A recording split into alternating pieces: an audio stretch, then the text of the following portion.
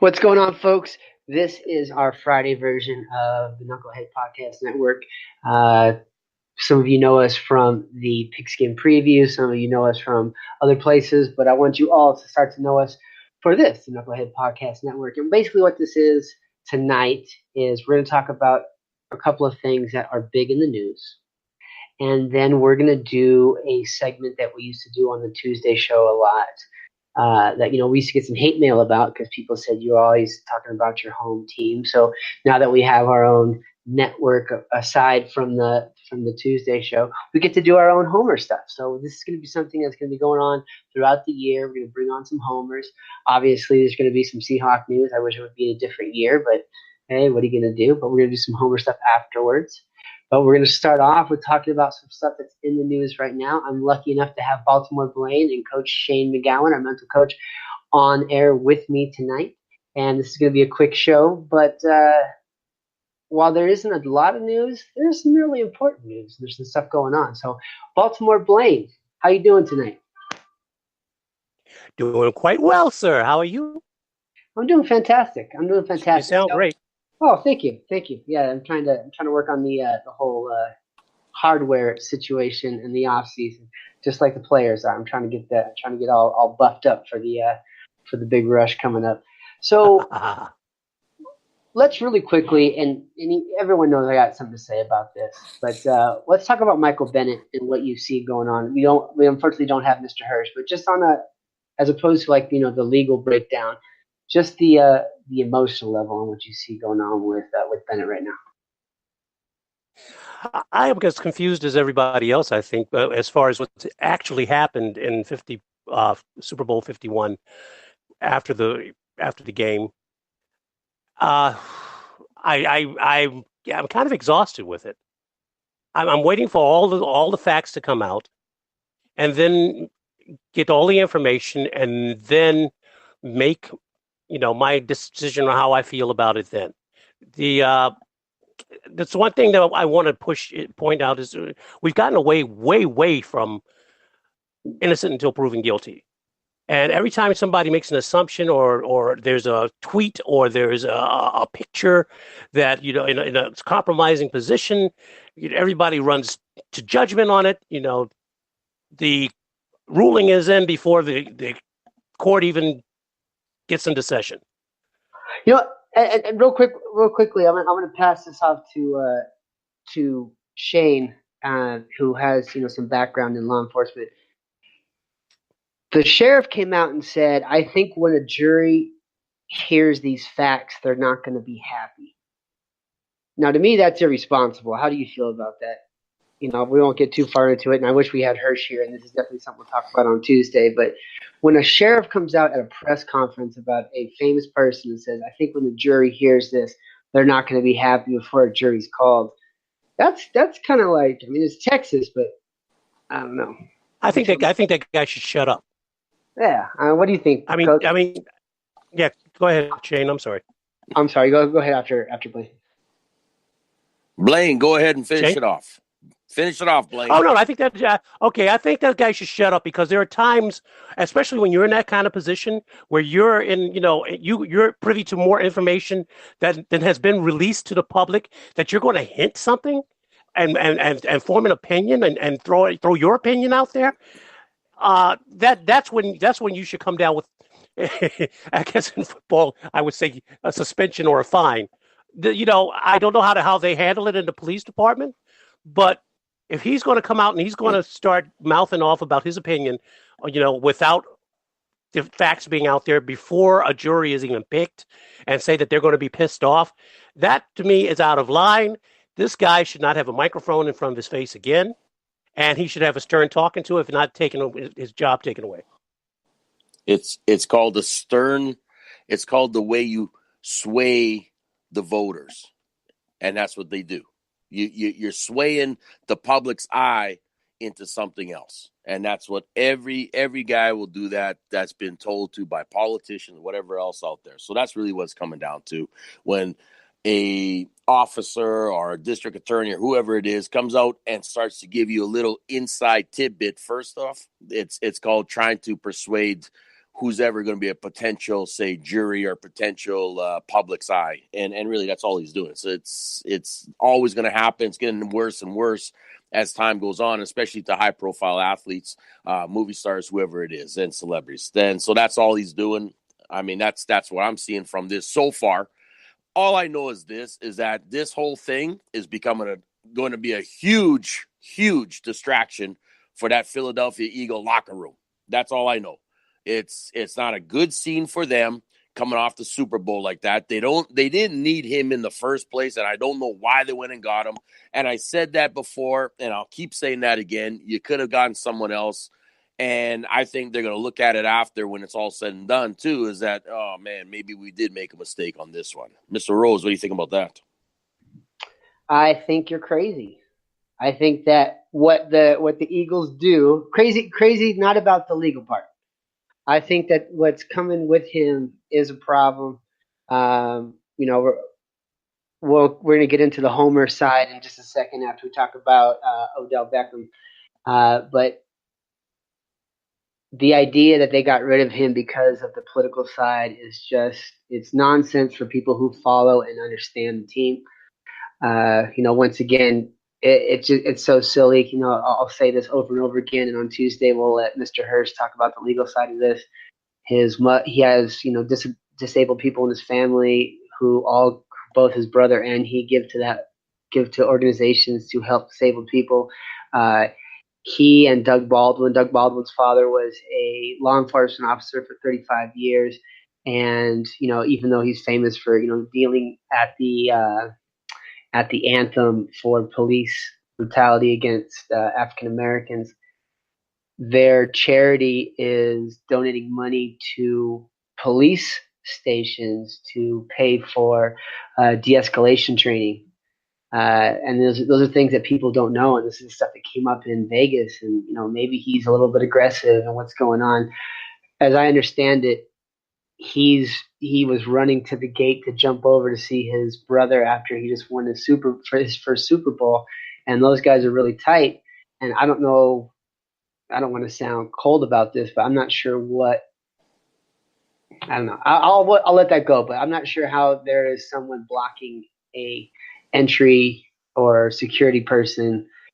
But here's the thing, though. But you got to have credentials. You got to have the credentials to get down there on that field, and he didn't have the right credentials.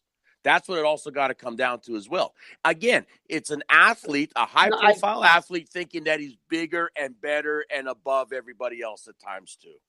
Okay, well let's see about that because I definitely agreed that there's something to that. Like I watched Kevin Hart, talk about the most embarrassing moment of his life.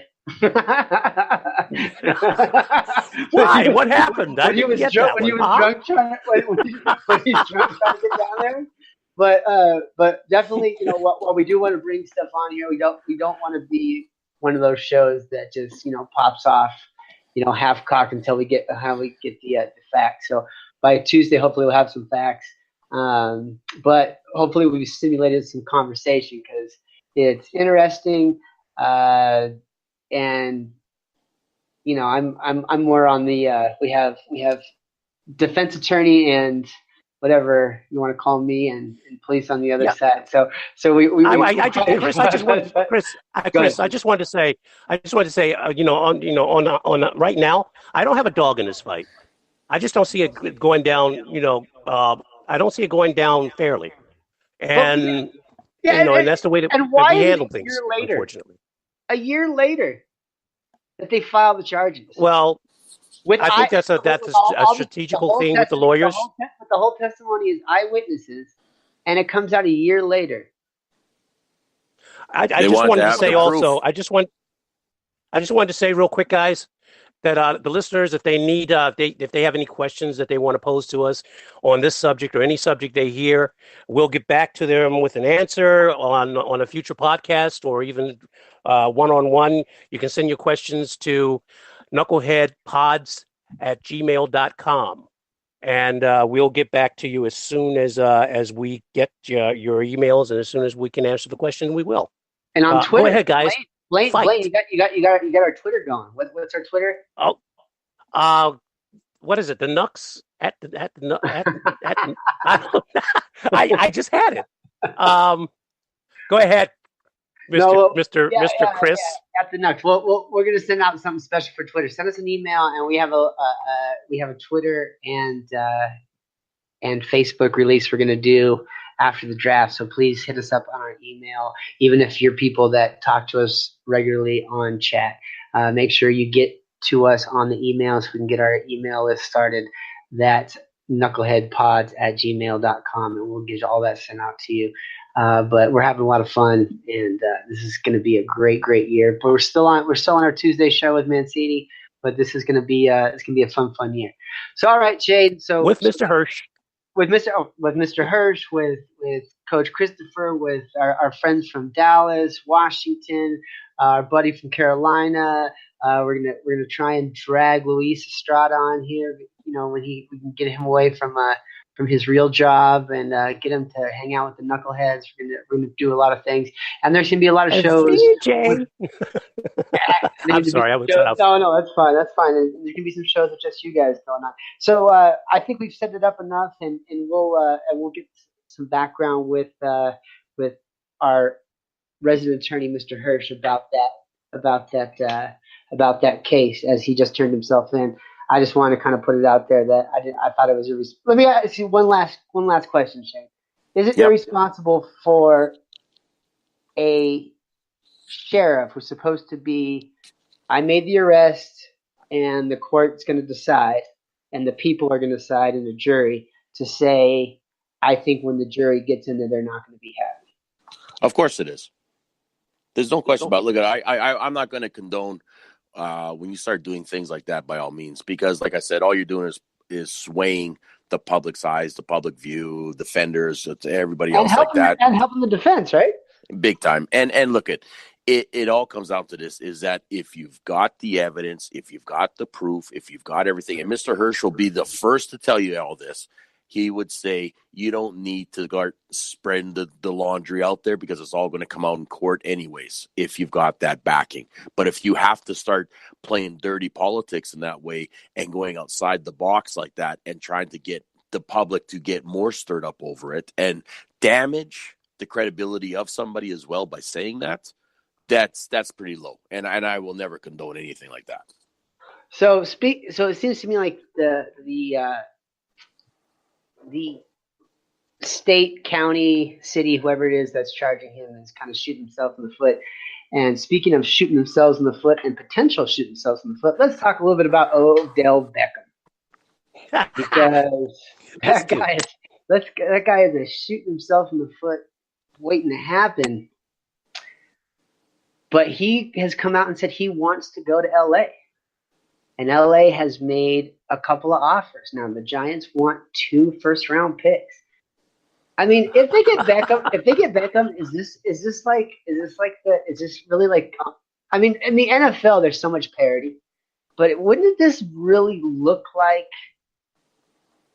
preseason, like the Heat, you know, like the trio and the Heat, or one of those kind of teams? I mean, if their receivers they had Beckham and those guys and all the stuff they've got on defense, I mean, would they be that unbeatable? I would like to point out one thing, and I'll pass it on. What people always forget about the NFL and what fans always do this time of year in the preseason is they try to take last year's team and what last year's team did and then paste on whatever they've added. And they watch highlights of their new player that's coming in and, this is all how it's going to work. But the NFL, the reason why I love it so much is that team is not going to do the same things. I'm not saying it's going to be bad, but there's no team except for a couple of, New England. That's what makes them so unique. That's going to do those things. So just very quickly, let's pass around Blaine, Shane. I'll go to you first, Baltimore, Blaine. Do you think that Beckham in LA is possible? Would it make him unbeatable? And what do you think about all the hype that's going on? And we'll go to Shane. I'll start with the last question first. I'm going to deflate some bubbles of anybody who think that this deal is going to happen. It ain't. I mean, I'm going to pose something to you, Chris, and you, Shane. If you were a GM and you were asked to give up 2 first-round picks for Odell Beckham Jr., a guy who's a head case on and off the field, would you do that? I'm gonna answer for myself. H to the E to the double L, hell no. Because if the Rams do it, they're crazy. You put him in that locker room and you've got a cancer to that locker room. This guy is, I mean, and him talking about going to the Rams, that in itself is just posturing with the Giants because he wants to get as much money as he can. Yeah, he wants to go to the Rams unless they pay him. They pay him what they want, what he wants to be paid. This is all posturing. And I look at him, and we previously said Cleveland. If a team that could do it would be Cleveland as far as financially, with all the cash they have to spend, and all of and how fearsome that offense would be. With you add him his ability to the offense, any of these offenses, and you improve the offense. But you also have a distraction on and off the field. And not to mention that this guy drops a lot of balls for the money that he's trying to make. So no, I don't see it happen. I think the Giants, and there's speculation that the Giants, I'm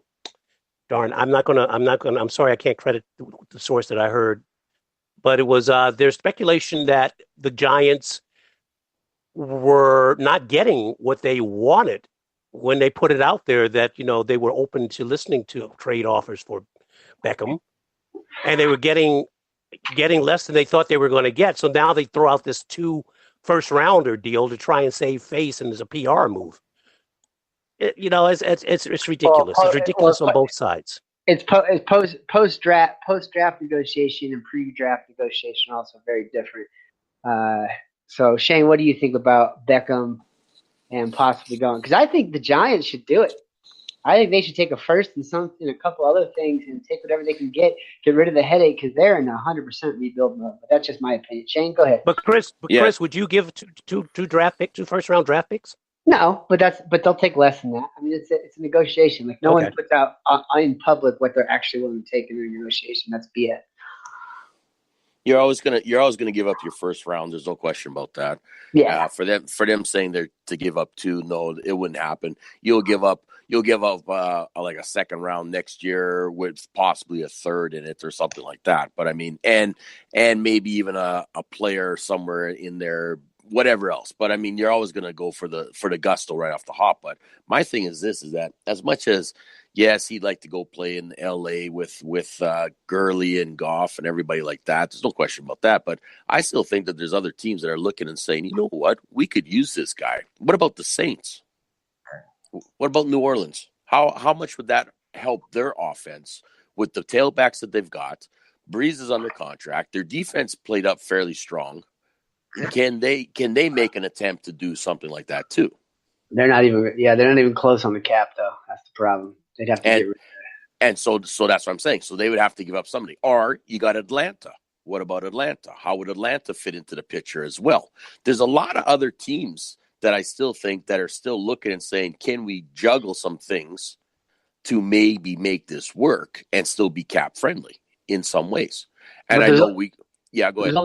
There's only one that is actively negotiating, and that Beckham came out today and said, "I want to play for them." That's what we're hearing. That's not what's going on the bat phones on all these GMs, other ones. So, like I said, that's just what we're hearing because LA is LA, and that's it. You know what I mean? But I guarantee you, I know that there's others right now that are looking into some things too. But you're right. It's probably come Cowboys. Down to cap. Cowboys won't. The Cowboys won't. No? Cowboys are cutting Dez, and they're going to eat all that money. Exactly. Cowboys won't go that direction right now in that way. But I do think that there are other teams that are being underground in that way of getting something out there to the Giants to look at and say, that might work for us too. All I know is that if the Rams do it, they're crazy. Can you just what I can just hear it now. I'm not getting the ball. He starts demanding not getting, gets on Goff about not getting the ball. Yeah, but you know how much they'll sell out. Do you know how much they'll sell out there though? And not only that, you know what I like about McVay as a young kid who's basically I mean, he used to ride on Bill Walsh. I think it was Bill Walsh's bus when he was like 5 years old. He understands that you only get a couple of years. As much as you want to believe that you're going to build a dynasty, you only get a couple of years to really strike. Exactly. You know? Unless you're This Jeff is Fisher. the year. Yeah. Unless you're Jeff Fisher. Well, I mean, he had years to strike, but he didn't strike. But this is the year because he's got to pay Gurley next year and Goff in 2 years. It's how the Seahawks did it. It's how a lot of other teams have done it, where you get that young quarterback, where you're not paying the quarterback, and you can pay other people, and you go in and you smash. That's what the Eagles are doing. That's what a lot of teams are doing. Maybe he's going to go to Seattle. No, definitely not going to go to Seattle. Pete, that'd be a good fit for him. I'll tell you a story about Pete. As much as people talk about Richard Sherman and those guys, I'll tell you a funny story. I've told the story 1,000 times, and I'll keep telling it. The first day Pete Carroll got to Seattle, they had T.J. Houshmandzadeh was their number one big guy. Remember, that was Jim Mora's, in his 1 year of debacle as a head coach. And he said, "I know it sounds stupid, but I want everyone just to get up and move a seat. Even if you move one seat over, move down the hall, I want everyone in the meeting room just to move a seat." And the only guy that didn't move a seat was T.J. Houshmandzadeh. He was traded the next day. And I think what Pete was rolling with is, I'm going to let you guys do what you do, and we're going to ride this train until the wheels fall off. The wheels fell off. He changed the whole coaching staff, and he's starting over. I mean, he said, but he didn't badmouth anybody. He didn't say anything. He said, "Hey, I'm going to ride this group," and then now this group has become a thing. An Odell Beckham, a Richard Sherman, who's an educated, super intelligent instigator, who's at the high end of his craft a few years ago, and an Odell Beckham who doesn't show up with his team and those are different animals. Pete would not put up with an Odell Beckham.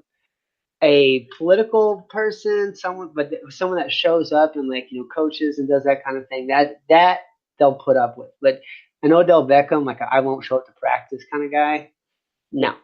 It's just like what's his name, Percy Harvin. He came off and said, "I'm not going on the field unless you throw me a 9 route." He was traded the next day for a 7th round pick. That's a whole different deal. It's a good segue though, because let's get into our Homer segment. And I am working on a drop for this. I'm trying to have something besides Homer Simpson. So when I look up sound effects for Homers, all I get is Homer Simpson. So this is going to be our Homer's Corner. So this is going to be something we're going to do all year long. It's going to be some small pods where we do Homer stuff as opposed to doing on the main pods. So we're going to start off with the Seahawks. And I think I kind of said everything I need to say. Because it's a wait and see for me. So this is going to be, surprise, less of a focus on the Seahawks this time and more focus on the Raiders and the Ravens. I think your offseason so far have been more interesting. As far as the Seahawks go, I think it's really a wait and see. And they picked up some players that have not done well in other places, but they've made a career doing that. Chris Clemens. I mean, there's the list goes on and on and on. And there comes a point. Everyone kind of, I'm not saying that Pete and Schneider are Bill Belichick, but there comes a point when if a team's a really good team, you just believe that they're bringing in people and they're going to win, right? Now, the Patriots have earned that after years and years and years of winning. Everyone's talking about the Seahawks like they're the Browns, like restructuring, and I've said this again. They're 3 kicks away from an 11-win season. And thank God they got rid of that knucklehead. But at the same time, hey, knucklehead pods. They I love are kickers. not that. Yeah. You got the best kicker.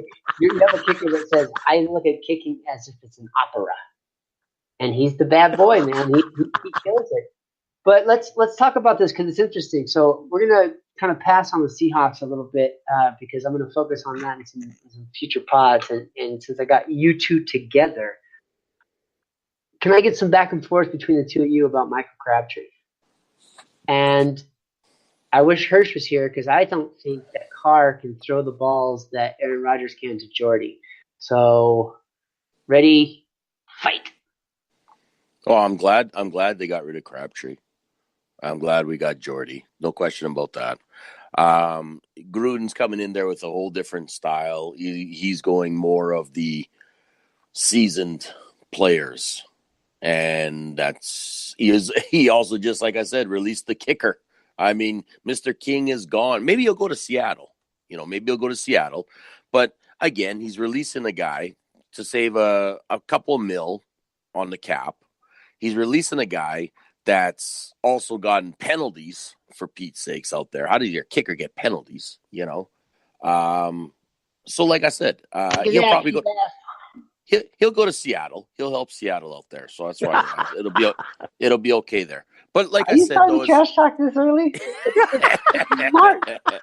Hey, you're not even I'm adding the excitement. That's what I'm adding, is the excitement. But I really do think it was a move needed to get rid of Crabtree because of a clash of personalities, I think, is what's going on. I really do. I think there's a little bit more in that locker room. I think there are things that just were not jiving with that team and him and et cetera. So he could be perfectly suited for the Ravens. He could do a great job for them, et cetera. But I just don't think he was a good fit at the Raiders point. And this is a team, Raiders have taken everybody that's just come fresh out of jail, for Pete's sakes. I mean, that's a team that takes everybody. So if they're releasing guys, there's certain reasons for it. There's no question about that. That's my take on Mr. Crabtree.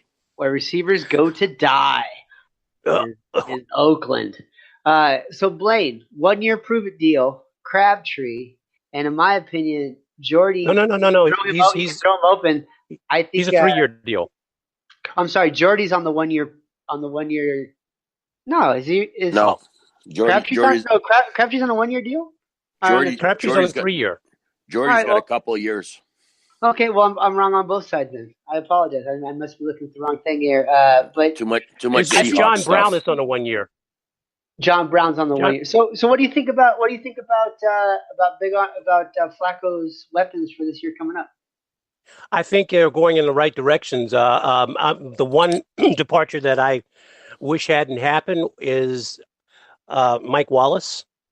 I wish since he signed with Philadelphia on a 1 year prove it deal, or whatever you want to call it, at a very small amount compared to what you would think that he would garner.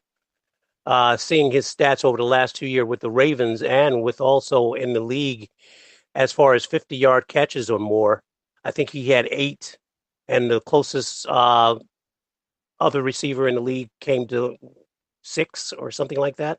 Because the Eagles need more weapons, right? Well, the problem is that the problem with me is that Michael Crabtree comes into this locker room, and I have my questions about how he's going to affect the locker room. Now, he says he wants to play for the Ravens, that the Ravens was his childhood team, even though he grew up in Texas. He loved that defense and that toughness. He's lying. And he was a tough kid, and playing. It's all lies. He's totally lying. Total lies. But he's anxious to learn not to be an asshole to every team. Let me put it this way: he said all the right things, and the Ravens called. He was one of the first ones to call, and he jumped on the first plane. And they're the only ones that called. No, I think there's a little bit of sour grapes over here. No, but I agree with you. I understand why. It's called sour crab trees. Sour crab trees. I think I can see why Gruden would probably want to rework it in that franchise, rework that team. And I can understand. I have my problems with what happened on the field last year with Talib, and I think that showed me that you can get under his skin. But I think that what it's an upgrade for the Ravens because they don't have anybody. Rashard Perriman, come on. Chris Moore is is probably the best receiver they have on the team now that they've released Mike Wallace, or not released him, but let him walk in free agency. And Mike Wallace was a very good influence on that locker room. But Blaine, here's the one thing you got to understand, though, is the same thing. You could look at the Raiders last year with Cooper on the other side. So Cooper couldn't get things done Now they went after Crabtree, and he got banged. He got everything on him. The same thing's going to happen with Baltimore. Who's Baltimore also got out there that's going to help in the supporting cast with Crabtree, because he's going to get just as frustrated and have the same problems. I'm gonna smash on Raider fans about that in a second. So, but I want you to finish up on what you see about with the Ravens offense, because I'm gonna smash on the blinders that Raider fans have, and I'm gonna help you out, Blaine, and give you some hope for this year. But go ahead and finish on what you think the offense is gonna look like. Sorry. Well, here's what's going on. Ozzie Newsome's in the last year as the general manager of this team. He said he was going to revamp this offense and this receiver core, and he has. He let go of Michael Campanaro, or let him walk in free agency. Let Mike Wallace walk in free agency, even though he said it was open to bringing him back if on the right deal. We know that, like as I said, Mike Wallace has signed with the Eagles. Michael Campanaro is still out there. Chris Moore is still, on the team, but now you bring in Michael Crabtree and Smokey Brown. Smokey Brown basically replaces what Wallace was going to do, was doing as a speedster.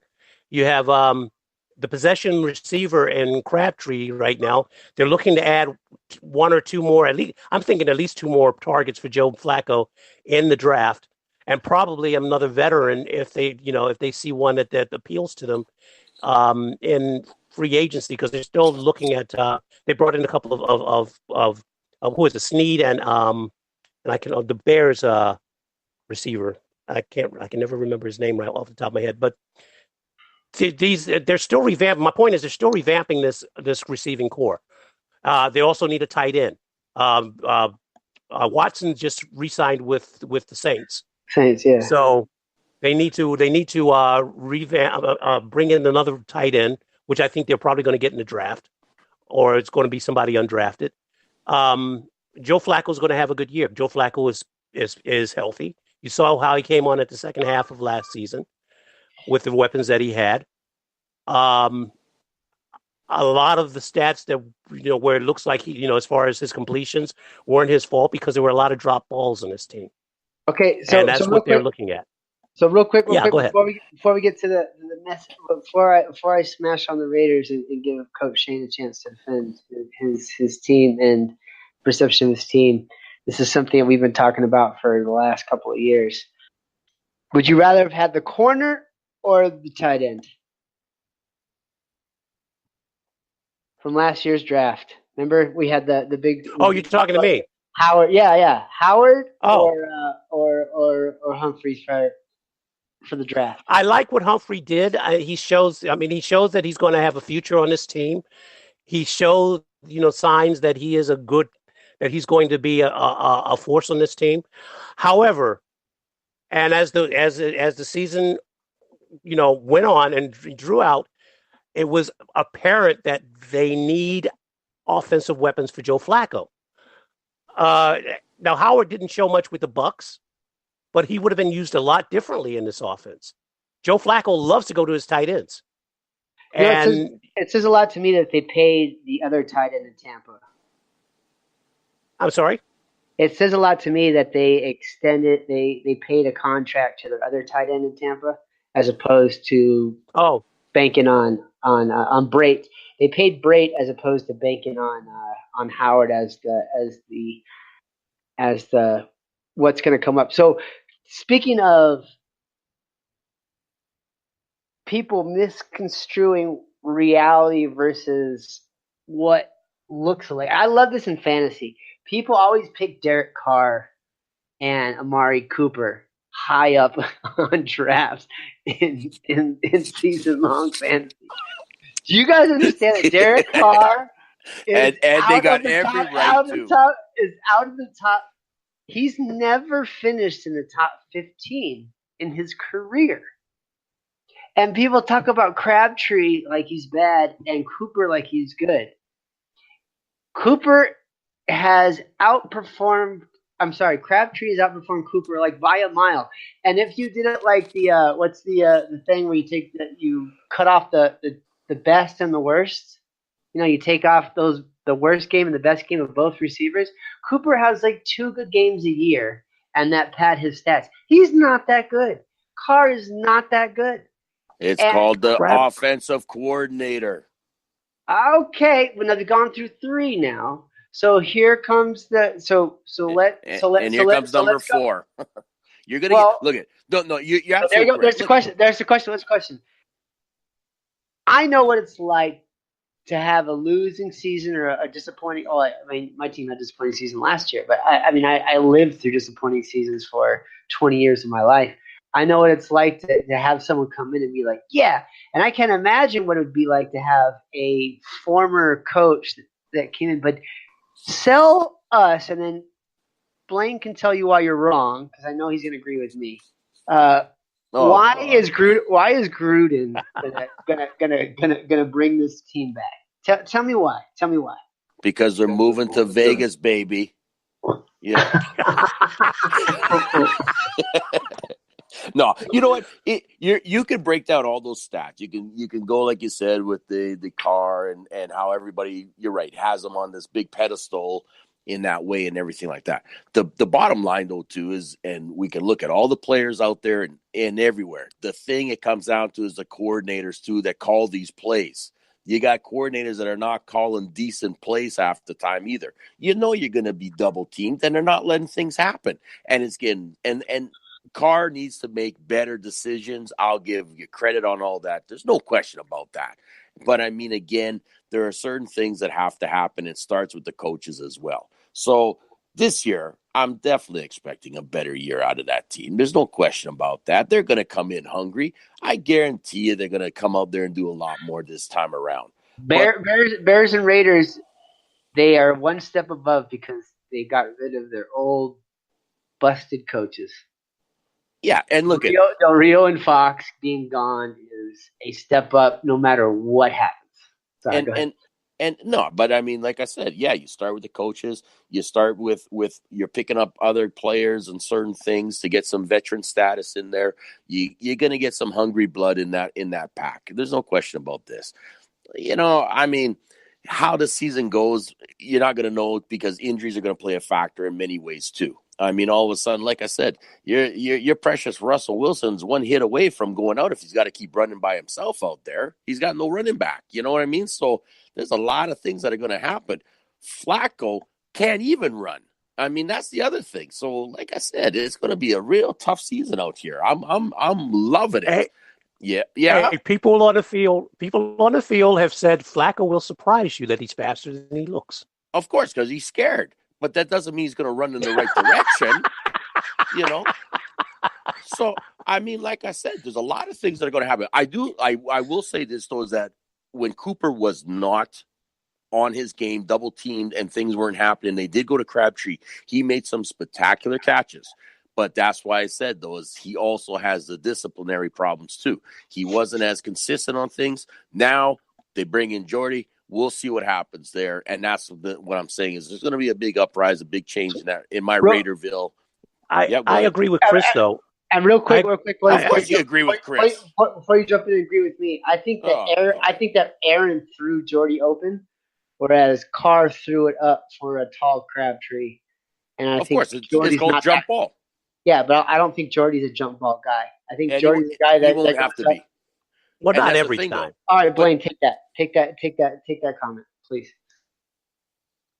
Well, I'm going to say I'm just saying I agree with Chris in the fact that I thought that Crabtree outperformed Amari Cooper.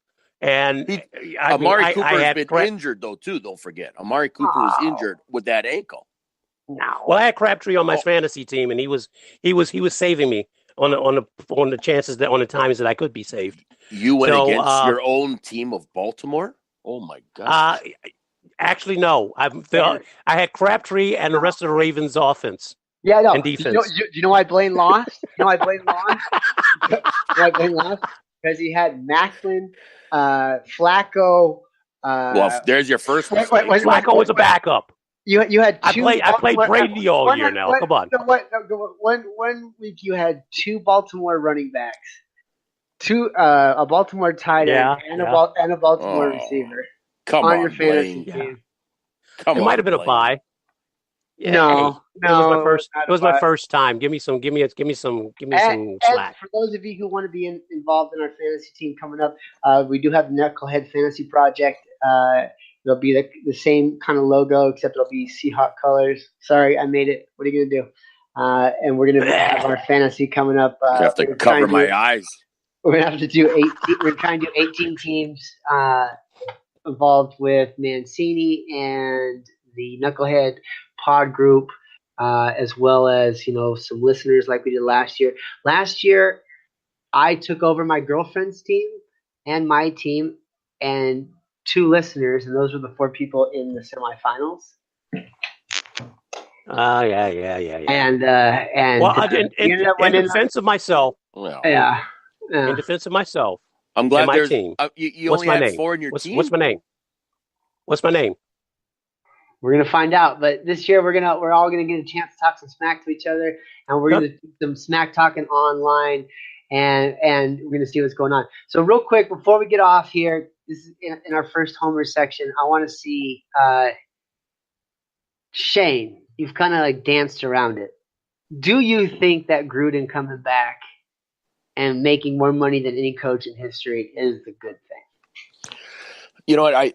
Right now I'll say this is that for the first 2 years, I do. I think the first 2 years is going to be the most crucial, and I do think it's needed for this organization. I think it's going to be good. After that, no, I don't. Just the first 2 years, but I mean, he's locked in for as long as whatever he wanted, and he got it. Good for him. He makes the money. Other coaches are just chomping at it when it's their time too. But I think for the first 2 years, yes, it's good for the organization, and it's going to be good for that team. I think it's good hype. I'm going with the Bennett thing. I'm going to wait till all the facts are in. I'm going to give it a chance, and play itself out. But I think the whole thing with getting Gruden out of the booth and onto the field again I never did understand that because he hasn't coached in this era of football. It's going to go the way of Joe Gibbs. He knows football. He does know football, but so real quick, it's relating to the players as well. Yeah. So Blaine, I'm gonna direct this at you since we're gonna kind of make this a little bit more of a Raider show. Obviously, this is the nice. Friday, this is the Friday mess around. So this is what we do. We just kind of mess around. Marshawn Lynch and our boy from Tampa Bay, what's his name? Muscle Hamster. Theoretically, if you look at Muscle Hamster's first few years in the league, he goes 1,400 yards, then he sucks, 1,400 yards, sucks. So he should be due a 1,400 yard season. I just see this as going bad. And for fantasy people that do listen to this show, don't play any Raiders when Gruden is the coach, because this is going to be 3 yards, a pile of dust, some hurt players, and a couple of play action passes. Doesn't mean in real football they're not going to win, but it does mean that don't play them. So why don't you give us your input on that, and we're going to close on the new target rule, because I know that's something big that's on your mind, Blaine. Just like me and the new catch rule is going to cause a double of fumbles, but we'll get to that later. Well, go ahead. No, I'm sorry, I didn't get the question. What was the question? Target rule, basically. I mean, I'm talking smack to the coach. Okay. About the running backs and Gruden. Yeah, so let's say, do you think Gruden? How about this? Good God, man. I know. Hey, this is why it's called the mess around show. This is our first mess around show. So 15 seconds. Do you think Gruden's gonna fall on his face or become one of the first coaches to come back and do good? I would say that I would put my money on caution with that, as far as him doing good. Caution. I just have my doubts. I didn't think that was an option. that was not an option. Okay, all right. I'm gonna jump out there. I'm gonna jump off the cliff. He's gonna fail. Plunge. He's gonna fail. Oh, I'm with you. Fail. He's gonna fail. So we already know what you're gonna say, Coach. All right. He's gonna.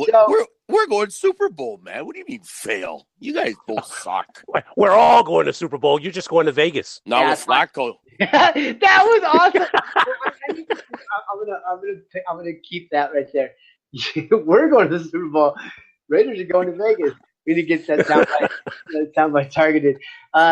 So, Blaine, I know this is something that's really important to you. Why don't you tell us about why the target rule, which is going under the radar, really bugs you?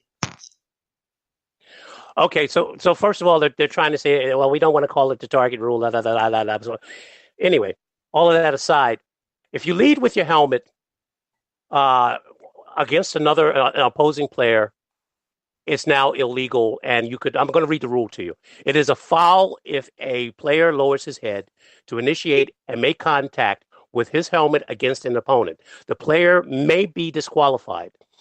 Applies to any player anywhere on the field. The player may be disqualified. Now, in the previous show on Tuesday, I made it a point to say may, doesn't, it leaves it out there as to speculation and subjective, as to whether or not the player is going to get kicked out. But one thing everybody's talking about the defensive players here. Nobody's talking about the offensive players. This applies to offensive players. This applies to a running back putting his head down and trying to go through, into a player on the opposing team. He can or may get disqualified. Disqualified means kicked out of the game. More gray area. Yeah. Now this is, we're talking about rules. Now to be fair to the NFL, they're saying this rule has not been.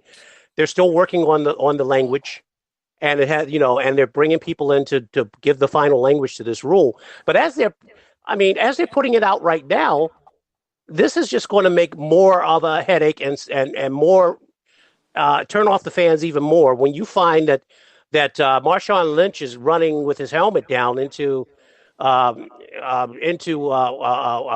Sherman, a Ravens linebacker. I know.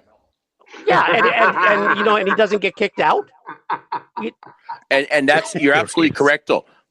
No, but you are absolutely correct. Correct. The rule states right now the crown on that helmet. You can't lead with the crown on the helmet, right? And that already started a few things too. The rules you said, definitely these refs and everybody else are going to have more headaches, more flags flying if they do not come up with a concrete way to make sure that it has to be a targeting hit where I am intending to hit with that helmet on you. And that's what I'm saying. It's really going to be a very, very bad situation if they can't figure this out fast. And I'm going to say something that's very unpopular now. It's going to be very unpopular to hear it for a lot of people. Enough's enough. I mean, you're never going to get rid of concussions in the NFL. It's too violent of a game. The only way to eliminate concussions and people getting hurt in the NFL is to shut it down and fold it up and say, hey, we had a good run. I know that's not going to be popular, and the NFL has to look like they're doing things because of the insurance purposes and the fact that moms aren't letting their kids play football anymore because they're afraid of the consequences. But as far as these guys who decided they're going to play it, and let me put this in here too. By the time you get to the NFL, if you're going to have a CTE problem, it's already done, because you're playing Pop Warner, you're playing high school, playing. Let me finish. You're playing Pop Warner, you're playing high school, you're playing college, you're all the way up to most of your life. You're playing tackle football. I know it's a more violent, it's a harder hitting game in the NFL. That's the top tier, but you can't save these people who want to play football. And I like what Terrell Suggs just said. He said, I signed up for this. You know what I'm saying? Whatever comes with it, I'll take it. And this was his reaction to the risk of CTE. And he's been playing it going to his 16th year now. And I think it comes down to you have to let these guys, because the knowledge is out there, the information is out there. It's a risk. But they got to take responsibility if they're going to play this game. Go ahead, Chris. Oh, yeah, that's it. That's what I that's what I get left with. All right, so no, I thought you wanted to say something. After a super serious social issue, I would like to talk about where you can find us on Facebook.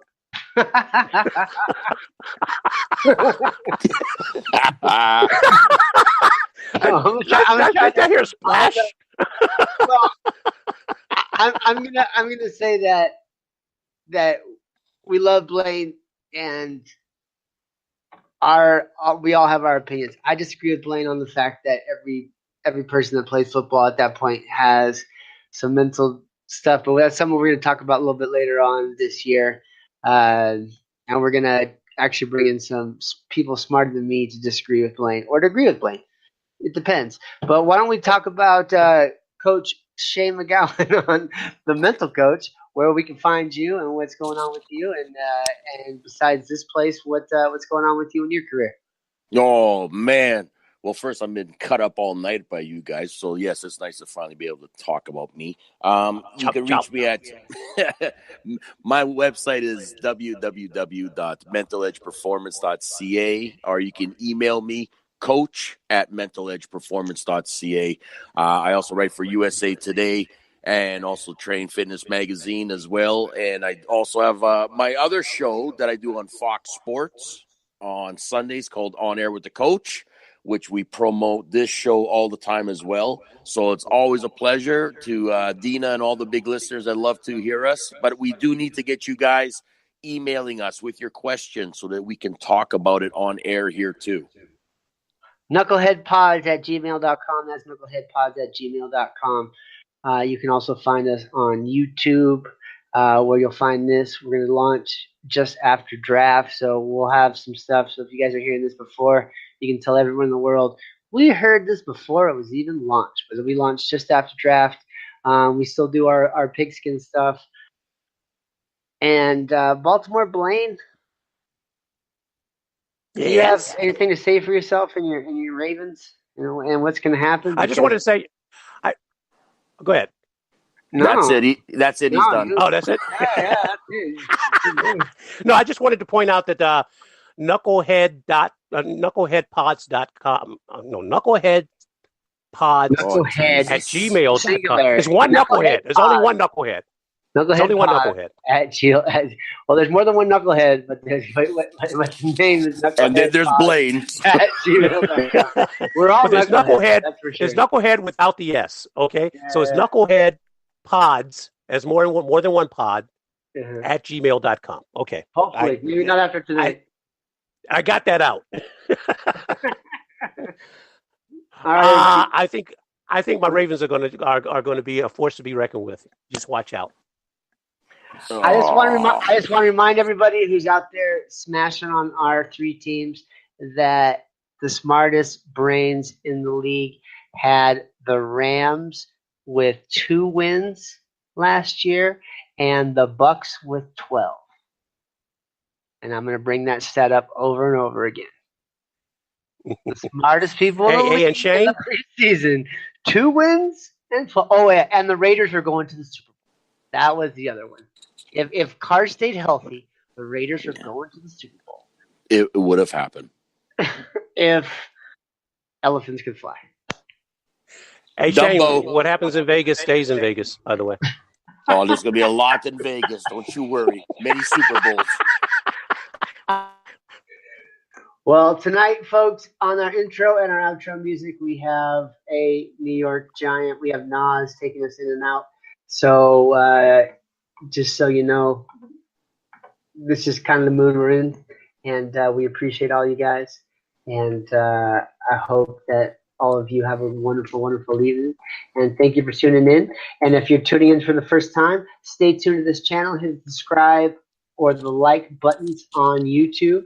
And that's how we can keep this thing rolling. Goodbye. Ciao, ciao. Adios, amigos. Love you all.